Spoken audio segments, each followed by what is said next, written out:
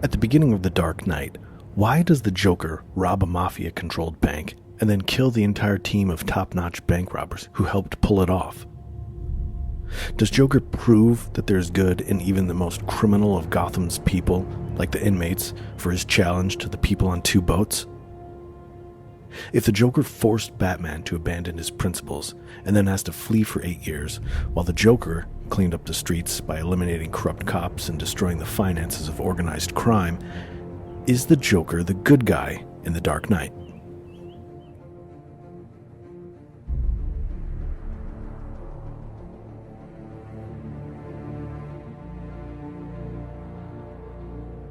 If we entertain the idea that Batman is the bad guy in The Dark Knight, it's not completely obvious.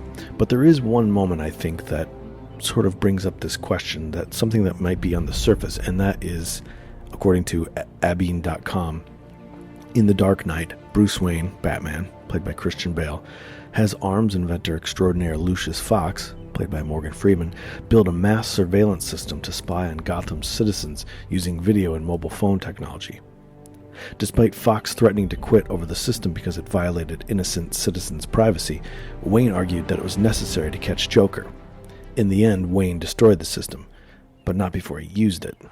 Beautiful, isn't it? Beautiful, unethical, dangerous.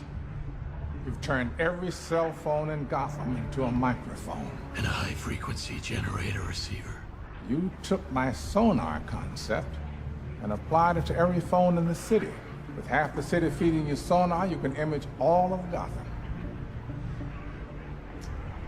This is wrong. I've got to find this man, Lucius. At what cost? The database is null key encrypted. It can only be accessed by one person. This is too much power for one person. That's why I gave it to you. Only you can use it. Spying on 30 million people isn't part of my job description. This is an audio sample. If he talks within range of any phone in the city, you can triangulate his position. I'll help you this one time.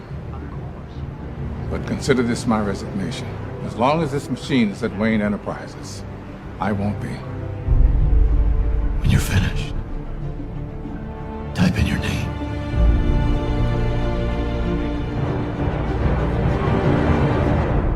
5 years ago, there was a post on Reddit by Reddit user General Z titled, "Joker is the hero in The Dark Knight." This is not the first time, however, that somebody has suggested or there's been a storyline where the roles were reversed. I haven't read this, but there's an interesting story called Batman White Knight. In this alternate reality world, Joker is Jack Napier, the same identity he used in the Tim Burton Batman movie. Joker in this story is cured of his insanity, which makes him a good man who actually becomes a council member of Gotham City. No longer a villain, Joker is now a person who wants to stop the corruption in the city. Think Harvey Dent before he became Two-Face in The Dark Knight. The entire purpose of Batman White Knight was to reverse the roles and make Joker a hero and Batman the villain. In this world, the use of Batman as a blunt weapon was never enough to stop crime, but the intelligence of Joker was what the city needed as he set plans into motion that finally lowered the crime rate. This is all according to CBR.com. You wanted me. Here I am. I wanted to see what you'd do. And you didn't disappoint. You let 5 people die. Then you let Dent take your place. Even to a guy like me, that's cold. Where's Dent? Those mob fools want you gone so they can get back to the way things were. But I know the truth. There's no going back. You've changed things. Forever. Then why do you want to kill me?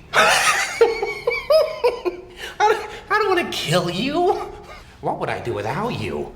Go back to ripping off mob dealers? No. No, you complete me. You're garbage who kills for money. Don't talk like one of them. You're not. Even if you'd like to be. To them, you're just a freak. Like me. They need you right now. But when they don't, they'll cast you out. Like a leper. See, their morals, Their code. It's a bad joke. Dropped at the first sign of trouble. They're only as good as the world allows them to be. I'll show you. When the chips are down, these civilized people, they'll eat each other. See, I'm not a monster. I'm just ahead of the curve.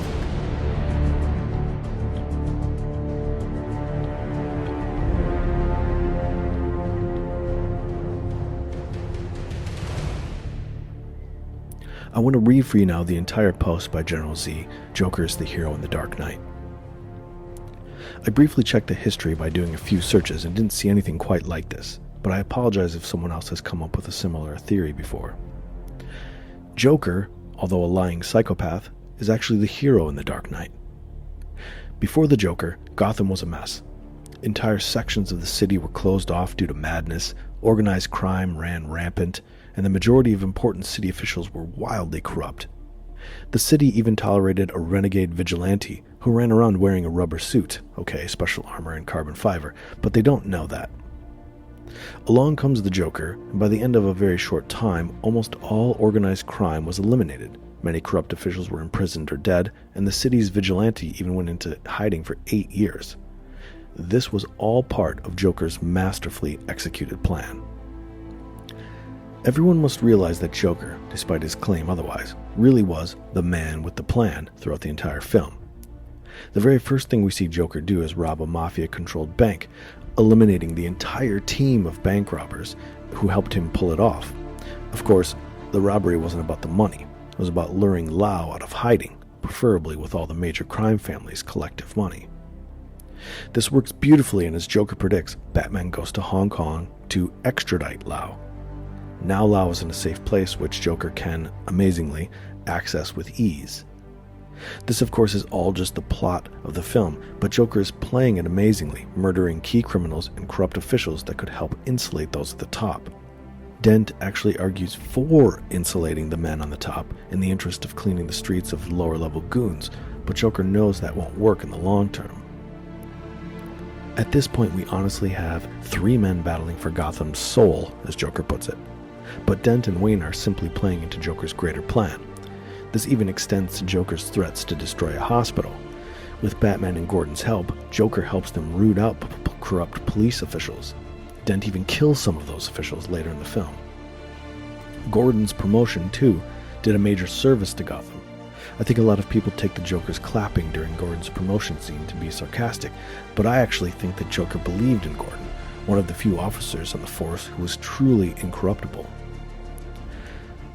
So now Joker has a pretty clear path to getting rid of the organized crime problem and the corrupt officials problem, but the vigilante problem remains.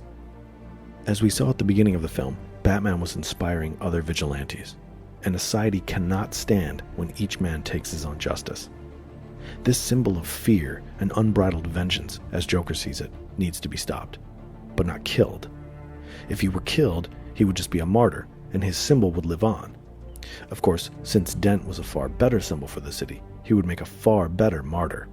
I don't know if Joker actually intended for Harvey to be so physically scarred by the explosion from which Batman saved him, but I am certain that he wanted Harvey to feel the full pain of Rachel's death, which is why he purposely tells Batman to go to the wrong address.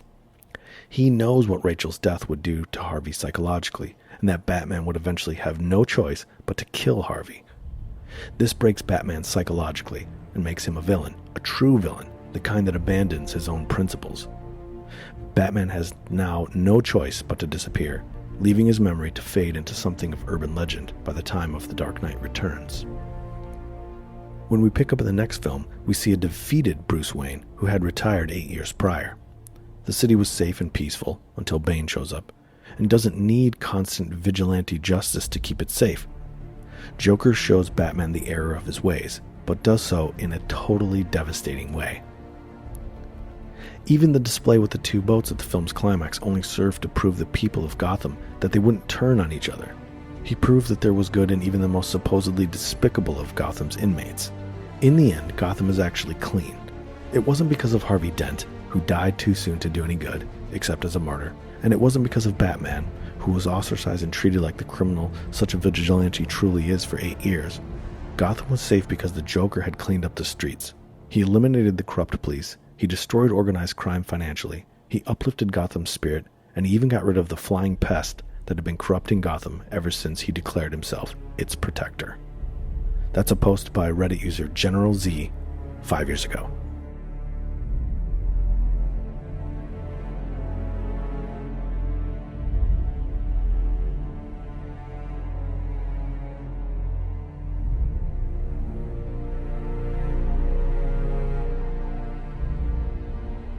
So what is it about this idea, if we entertain it, of the Joker being the good guy, the hero, and Batman being the villain, that's so alluring? Is it even alluring? Or is it troublesome? Is it destabilizing? For me, that's one of the appealing things about superheroes, and I assume for many others too, that we want that hero, we need that hero, especially in these times. And it reminds me of a quote from Frankenstein that I've always loved. Nothing is more painful to the human mind than the dead calmness of inaction and certainty which follows and deprives the soul both of hope and fear. Maybe that applies, maybe it doesn't. Maybe you could also say instills the soul both of hope and fear, because that's what we have here with this theory in mind. Where the hope is coming from, where the fear is coming from, if we entertain this idea, maybe we don't know, but we feel it. Maybe we get the sense that each character is a representation of the same person, that we have both hope and fear existing simultaneously, collectively and individually. Maybe another quote from Mary Shelley's Frankenstein. When falsehood can look so like the truth, who can assure themselves of certain happiness?